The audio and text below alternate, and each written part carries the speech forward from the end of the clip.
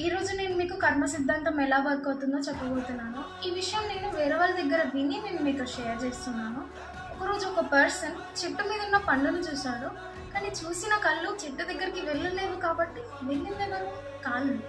కానీ వెళ్ళిన కాళ్ళు చెట్టు మీద ఉన్న పండుని తెంపలేవు కాబట్టి ఎవరు తెంపారు? చేతులు. కానీ చేతులు తెంపినా కూడా అవి తినలేవు కాబట్టి తిన్నది ఎవరు? నోరు. కానీ ఇదంతా చూసిన తోటమాలి వచ్చి ఎవరైతే పర్సన్ తెంపబోతున్నారో అతను వీపు మీద పడతారు. కానీ నొప్పి మాత్రం వీపు తాకింది.